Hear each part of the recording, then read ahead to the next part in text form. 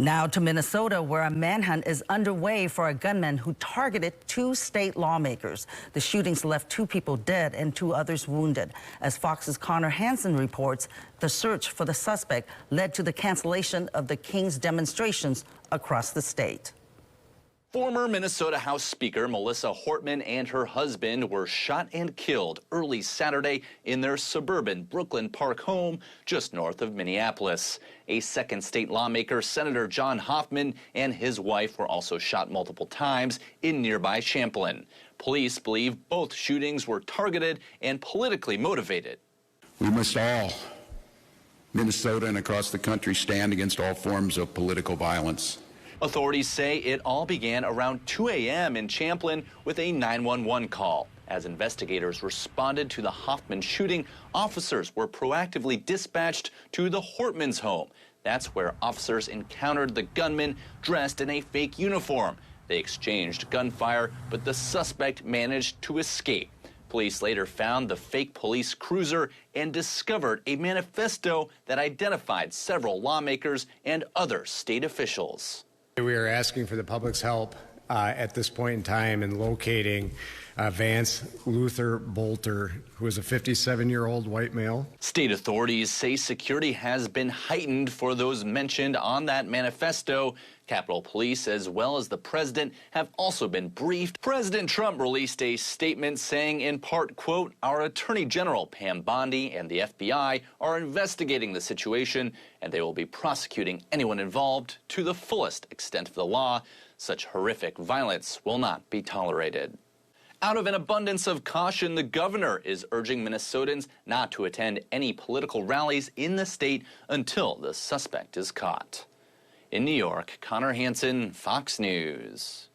Reaction has been pouring in from all across the country following the political violence in Minnesota. Lawmakers expressing grief and anger in the wake of the shootings. KTVU's political reporter Greg Lee has been following the reaction and joins us live. Greg? Amber, these shootings have rattled politicians across the spectrum tonight. Democrats and Republicans condemning the political violence. As this manhunt continues, Senator Minority Leader Chuck Schumer requested and received increased security for Minnesota Senators Amy Klobuchar and Tina Smith, both reportedly targets of the suspect. Klobuchar, emotional in an interview with our sister station in Minneapolis. These are the most decent, salt-of-the-earth people who got in their jobs because they wanted to do good. And so my thoughts are with them and their families and making sure that their legacies, Melissa, who we've lost, will live on. Leading Republicans, including House Speaker Mike Johnson, releasing statements. He said on X, quote, "Such horrific political violence has no place in our society, and every leader must unequivocally condemn it." San Francisco Congresswoman and former House Speaker Nancy Pelosi wrote this on social media, quote, "Unfortunately, we know the tragedy of when political violence hits home very well. All of us must remember that it's not only the act of violence, but also the reaction to it that can normalize it. This climate of politically motivated violence must end." Governor Gavin Newsom also responding to the shootings, writing on X, "This is appalling. Lawmakers are now being shot and assassinated, targeted for their political beliefs. We pray for their families. We grieve with Minnesota. We call for peace in our politics." As lawmakers call for a lowering of the political temperature, political scientists say heated rhetoric is driving these incidents.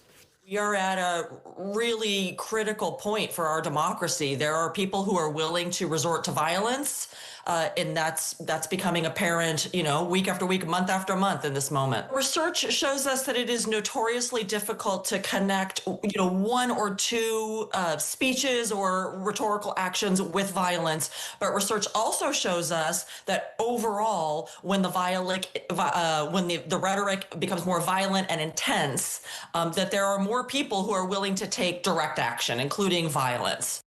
Now at the Texas State Capitol in Austin today, there was a brief scare after a credible threat was issued against lawmakers ahead of a scheduled protest.